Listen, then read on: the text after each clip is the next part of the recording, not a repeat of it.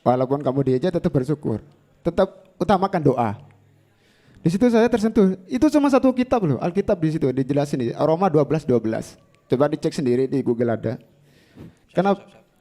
Sedangkan di agama kita juga ada kan, untukmu agamaku, untukmu agamamu.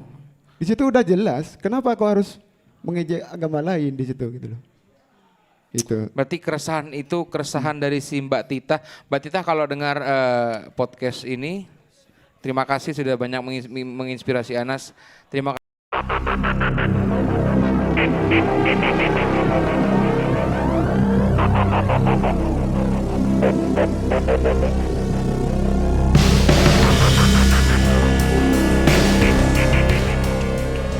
Mana nih Nas? Kamu mengenal mendapatkan karaktermu yang seperti ini dengan karakter Wanita, kepala wanita, terus dengan abstraknya itu kan. Perjalanannya dari maksudnya awal kamu bikin karakter itu inspirasinya dari apa, terus kemudian pengembangannya seperti apa, dan pada akhirnya Bang mematenkan oke, ini basic karyaku seperti ini dan akan terus seperti ini. Jadi gini, pertama kali diruntut dari masa pendidikan ya. Jadi di masa pendidikan itu Fami ya, masa pendidikan itu benar-benar belajar teknik, benar-benar tidak fokus seperti ini dulu. Ketika menjelang lulus 1 tahun itu 2015 itu ketemu teman. Sebenarnya adik kelas sih sudah kenal, cuman beliau tuh baru cerita tentang dirinya tuh ketika 2015 awal waktu itu. Beliau tuh secara teknikal nggak ngelukis atau nggak gambar itu hampir mungkin cuma 50%. 50% dari kemampuannya beliau itu. Di situ beliau itu sering sharing, tanya-tanya, namanya Tita sekarang. Nama aslinya Tita sih. Beliau ini tetanggaan waktu itu sampai lulus pun juga tetanggaan. Di situ akhirnya tercetuslah dari beberapa sharing-sharingnya beliau tentang masalah intimidasi, ejekan beliau, bullying sampai Bullying. rasnya dia juga di apa ya?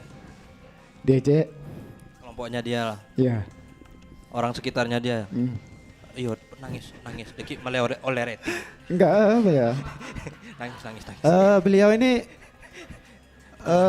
dia yang ngajarin saya, malah ngajarin saya kayak Nggak apa-apa, ini jujur loh, Asik tuh, jujur ya. loh ini Mas. jadi Nangis.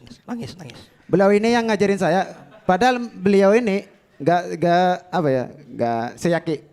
satu keyakinan gitu. Tapi beliau ini yang ngajarin Islam itu udah benar mas ajaranmu. Agamaku ya juga benar menurutku. Tapi kenapa yang mengejekku tuh kebanyakan orang yang Muslim? Gitu loh. Dalam ya. Ini adik kelasmu ya yang Adik ngajarin kelas, kamu? Adik kelas ya banget. Ngerombong cuk. Apa ya? Terus keluar Nas. Ayo. Kasih background lagu yang ini, sini. Rating Nas. Ini Nas, ini kamu sedih karena merasa orang-orang yang seiman dengan kamu malah mengejek yang tidak seiman, apa gimana? Iya. Kamu ngerasa kok gini ya? Di situ tuh saya merasa salah banget. Salah banget, kayak kenapa dari sekeyakinan saya malah ngejek beliau gitu. Itu yang akhirnya menjadikan si Titah ini salah satu inspirasimu untuk buat karakter ini ya. Ya. Jadi ya itu Nas, memang saat kita ketemu orang yang tepat di waktu yang tepat, akhirnya kamu bisa menemukan inspirasi itu ya. Benar.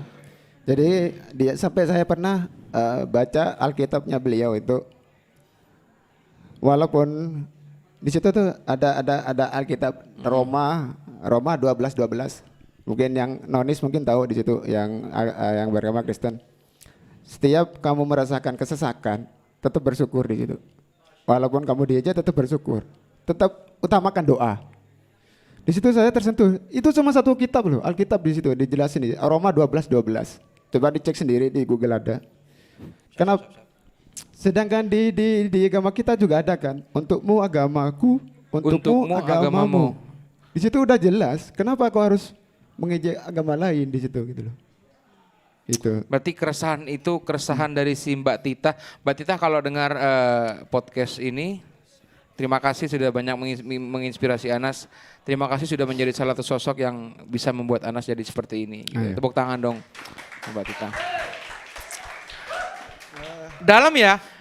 Dalam saya sendiri mendengar cerita tentang keresahannya Mbak Tita ini, kenapa agama yang menurut saya paling benar, ya agama kita ya, malah yang banyak ngejek saya. Iya.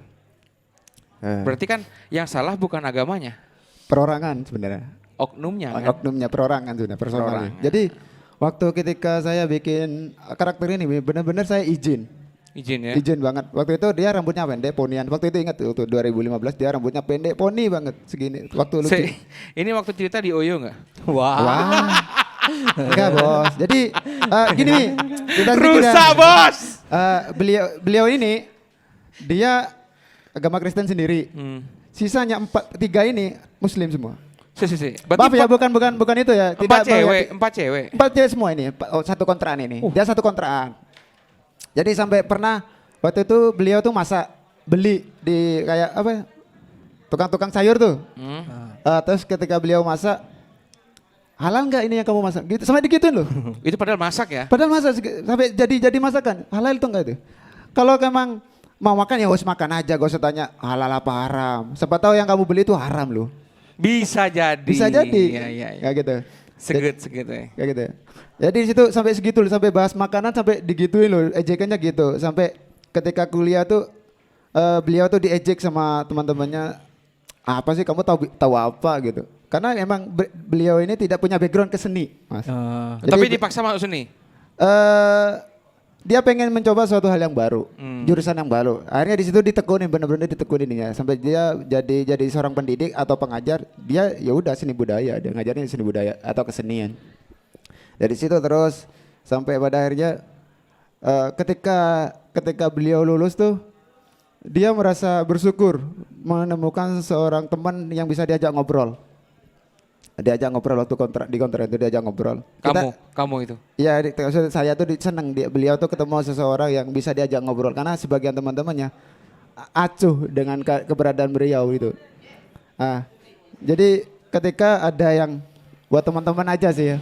Kalau emang ada yang tidak sekeyakinan atau beda ras atau apa, ya kalau bisa jangan sampailah mengejek suatu ras, agama atau apa lain dan lain-lainnya. Kita sama-sama saling support aja. Ya udah, kita hidup di Indonesia, kita tidak tidak menanyakan rasnya kita dari mana, agamanya apa. Ya udah, ketika di Indonesia ya udah kita rakyat Indonesia, ya udah gitu aja. Ya, benar sekali. Karena memang isu-isu yang seperti ini sekarang lagi banyak, lagi gencar-gencarnya Mas Anas. Ya, pesan saya buat teman-teman sih, apa yang kamu yakini simpan buat kamu sendiri. Ya.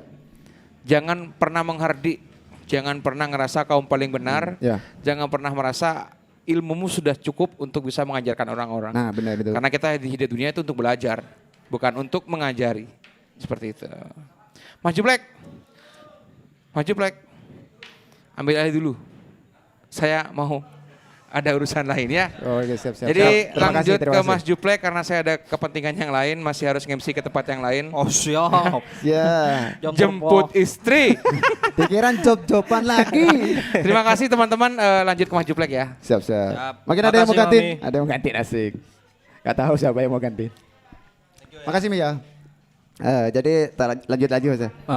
Jadi pada akhirnya saya mencoba mematenkan diri si Hita ini jadi karakter. Awalnya nih Hita ini bukan karakter utama, karakter pendukung. Sebelumnya tuh ada namanya si Hope itu, yang helman itu karakter utama. Tapi lama-lama orang karena sering dibarengin karakter itu, orang lebih mengenal si perempuannya, si Hita itu. Ya udah akhirnya lambat laun si Hope-nya mulai menghilang. Tapi tetap kayak ada beberapa karya yang harus ada si hook-nya untuk teman ngobrol sebenarnya di situ. Di karya itu ada teman ngobrol di situ.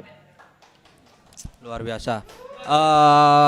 Itu untuk karakter bentuknya ya. Iya.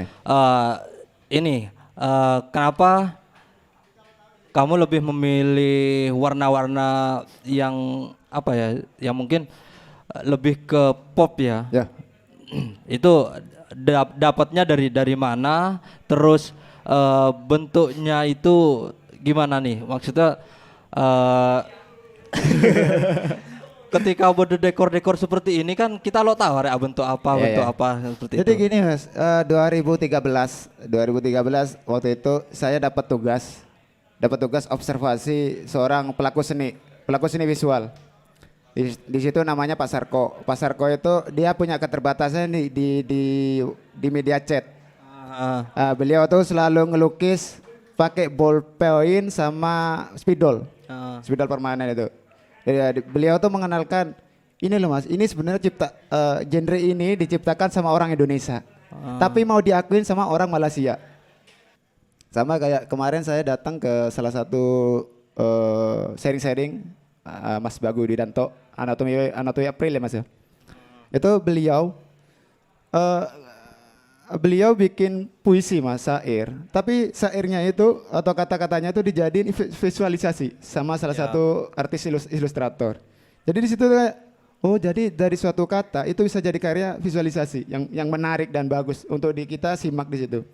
Nah di situ akhirnya oh ternyata saya harus nulis juga, butuh save juga kayak memori-memori itu atau apa yang kita lihat kita obrolin bisa jadi yang masuk play obrolin sekarang bisa direkam nanti coba diingat kembali di rumah oh kayak gini catatannya kayak gini kayak gitu.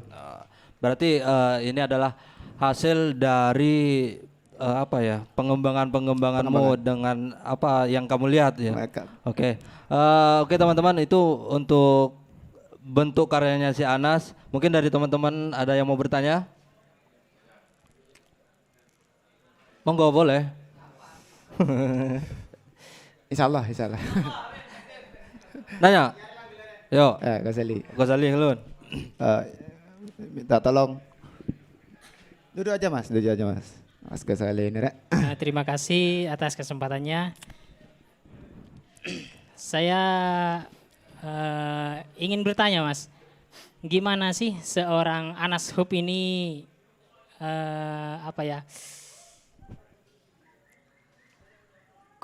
cara konsistensinya berkarya dan mulai dari kuliah sampai sekarang tips buat saya lah untuk konsisten seperti Mas Anas ini gimana sih? Marelo Abiluka berkarya, dekor. Iya.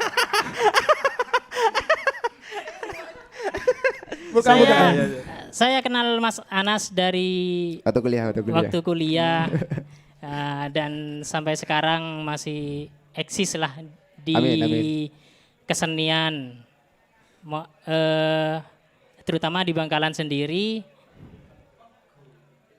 Saya sangat salut kepada Mas Anas ini. Terima kasih. Terima Jawab kasih sambil itu nangis, cuma Tipsnya? tips dan saran untuk konsistensi seperti Mas Anas. Pengen seperti Mas Anas ini. Waduh, insya Allah. Langsung dijawab. Terima Anas. kasih. Ya, terima kasih. Terima kasih Mas Ghazali. Terima kasih Ghazali. Ini teman saya satu angkatan, satu kontraan juga. Asik. Tipsnya sih gini. Ya terus diasah sih sebenarnya. Kalau kita mengasah terus diasah akhirnya nyaman di situ. Kalau kita gambar habis itu ditinggal, ya lama ditinggalnya. Ya udah akhirnya konsisten itu hilang pada akhirnya. Jadi saya tuh kenapa sampai sekarang eksis konsisten sampai sekarang. Sorry.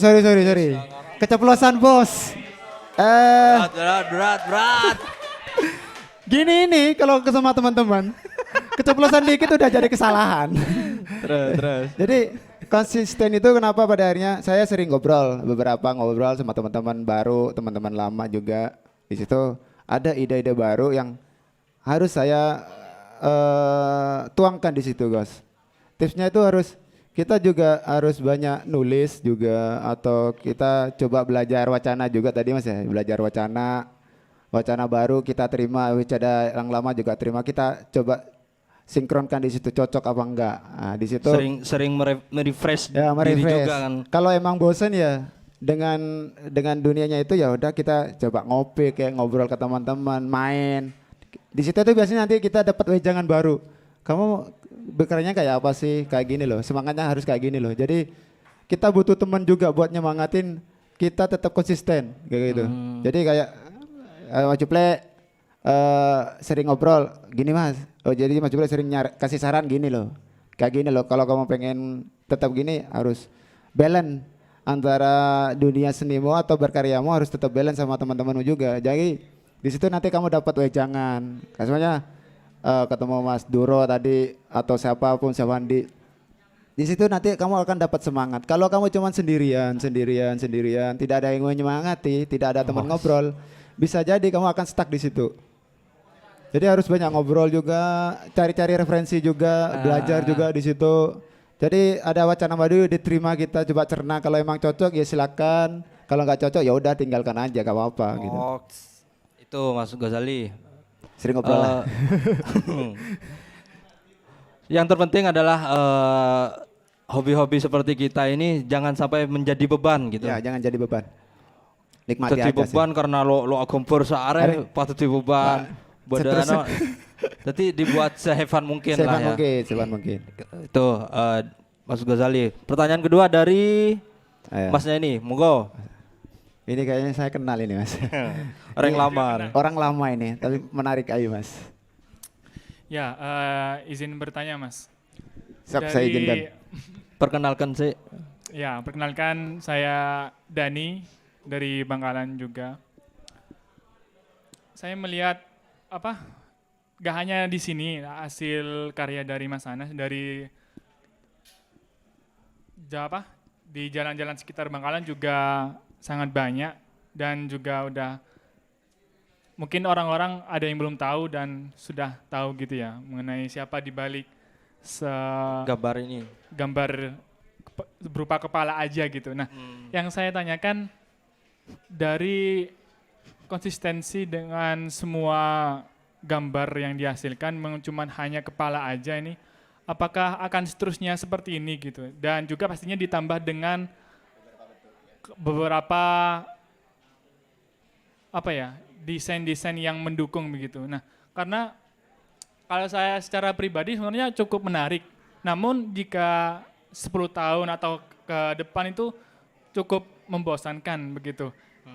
Apakah ada kemungkinan untuk merebranding gitu? Seperti halnya saya melihat jika hanya sebuah kepala aja itu saya melihat sama seperti komik Tahilalats itu yang sudah terkenal sejak yang dimulai karirnya dari 2014. Namun di situ kan bedanya ada karakter seperti orang marah, ada orang senyum, sedih dan lain-lain. Gitu. Dan itu dibuat komik dan akhirnya menarik sehingga bisa dan itu sudah menjadi hak cipta kan, maksudnya yang semua orang sudah kenal gitu. Nah, apakah itu? Dan yang kedua apakah ke depan ingin lebih kayak mempatenkan hasilnya jadi agar tidak dicuri orang lain jadi kayak hak cipta begitu gitu sih. Dan yang ketiga mengenai ini pada saat berkarya itu jika mungkin bisa diterapin sama teman-teman yang lain. Kebetulan saya juga seorang pelajar gitu jadi kalau lagi nugas dan gak mood itu akhirnya ya berantakan idenya gitu. Nah itu gimana cara mensiasatinya gitu. Mungkin itu aja, terima kasih. Yang pertama sebenarnya Mas. Terima kasih Mas Dani. Ya terima kasih Mas Dani, lupa Aduh lah, gini nih Mas. Yang pertama, apakah nantinya kamu akan merebranding karaktermu ini? Gitu. Ya gini. Gimana ya nge-branding ini? Ya udah gini aja. Awalnya sih gak kayak gini sih, nge-brandingnya gak kayak gini Mas dulu. Cuma ya berarti ada kemungkinan kamu akan merubah karakter ini? Paling menambahkan. Oh, menambahkan. Jadi awal mulanya sih kayak karakter ini si Hita sendiri gak separuh full. Dia tersenyum, mewek, ekspresi wajah tuh ada semuanya. Tapi lama-lama di situ tuh ada sebuah kejadian yang pada akhirnya ketemu seorang teman perempuan juga cerita tentang masalah. Punya kanca bine ngono sono. Enggak juga sih. Ini ada beberapa teman perempuan. Nah, ada beberapa, agak banyak. Ini kalau banyak ini kayaknya saya nakal banget kayaknya. Enggak. Terus. Di situ tuh ada yang kayak dia malu untuk membuka dirinya sendiri. Jadi di situ tuh oh berarti harus setengahnya gitu.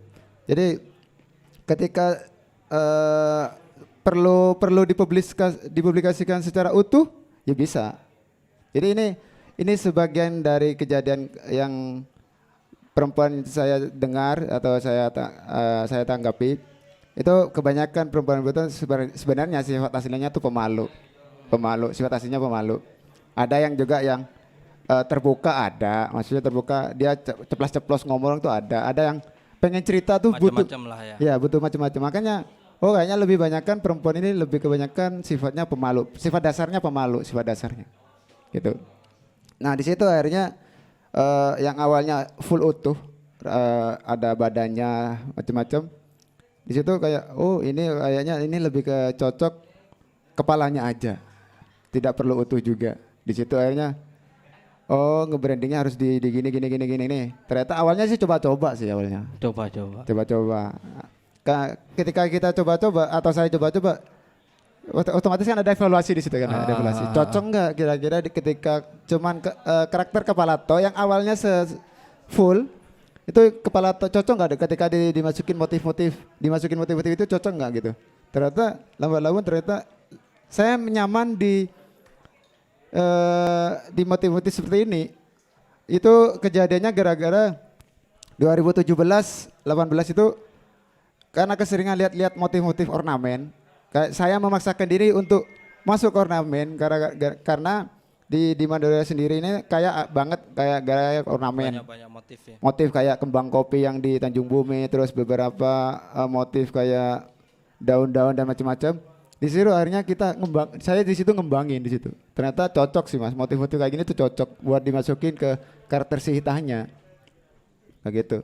Berarti tetap konsisten dengan karakter ini ke depannya. Tetap konsisten, cuman paling ditambahin sih. Karena gak mungkin gak menutup kemungkinan sih pada akhirnya nanti mungkin bisa jadi kepala ini motif-motif ini seperti ini itu bisa hilang, diganti dengan motif yang baru atau karakter yang baru, bisa jadi.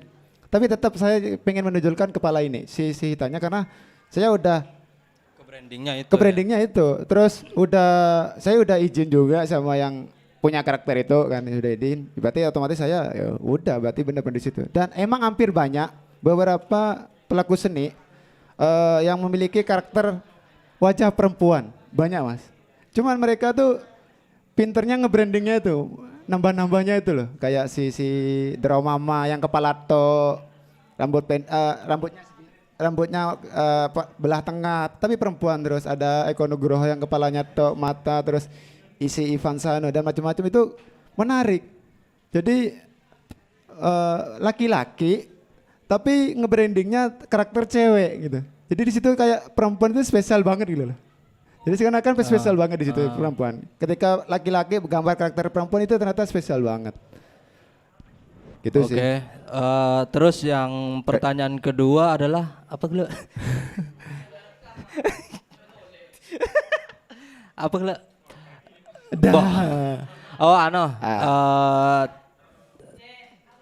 Patis. Tips itu yang ketiga. Saya kedua apa berarti? Yang ketiga. Yang tips ketiga. Yang kedua itu tentang hapaten. Ini ada mungkin nggak tahu ya.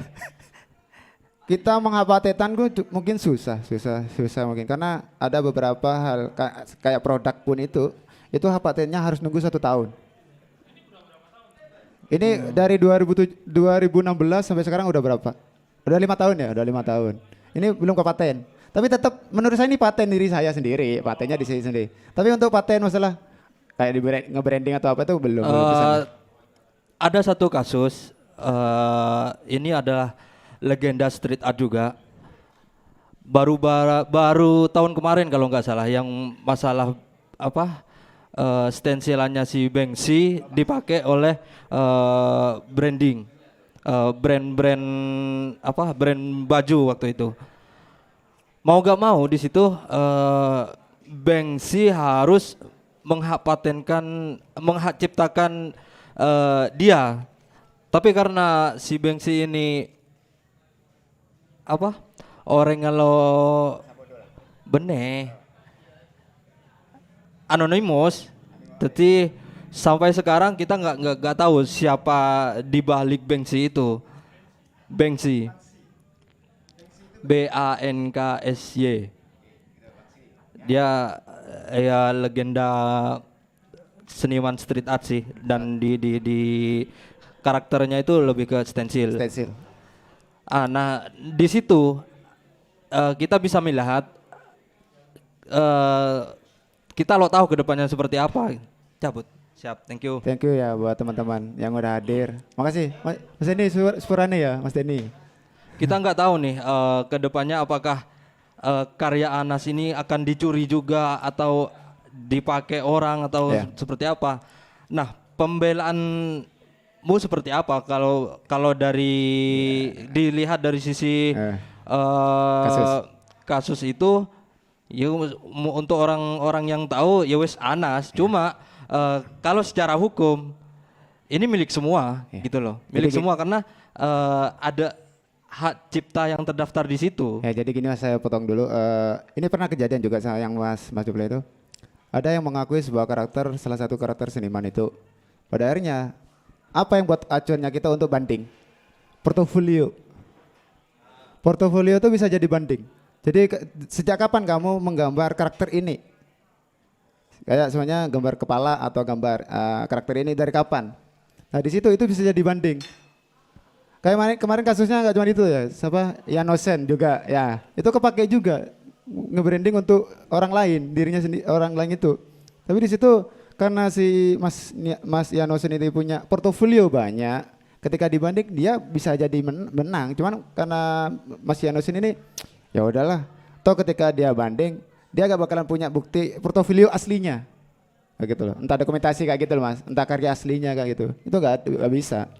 Jadi salah satunya untuk ngebanding karakter itu atau paten itu adalah portofolionya kita, kayak gitu.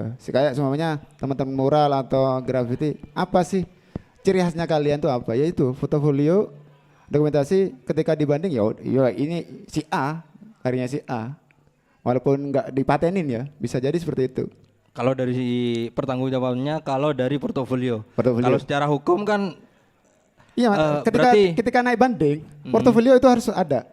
Itu bisa jadi banding. Dan ketika orang yang ngambil yang tadi itu, yang orang nakal itu yang mau ngambil alih, gak bisa gambar kutip karena mereka tidak dia tuh gak punya bukti kuat. Bisa di situ. Kayak Banksy itu tadi kan karena dia kan sifatnya perlawanan ya, kayak kritik-kritik kayak gitu kan. Nah, dia kan menutup diri dari kayak apa ya? Kayak birokrasi atau apa gitu kan, sejenis itu. Nah, ketika seandainya mau banding, Banksy mungkin bisa menang karena dia portofolionya banyak, dokumentasinya juga banyak. Oke. Tips yang terakhir tadi ya, yang ketiga ya, tips ya. Saya juga orangnya kadang-kadang mut-mutan Mas, nggak cuma sampai Anto, kita juga Mas ya. Gimana cara menyiasatinya, cara itunya sih, kita ya kayak kalau udah capek, udah stuck di situ berkaryanya ya udah.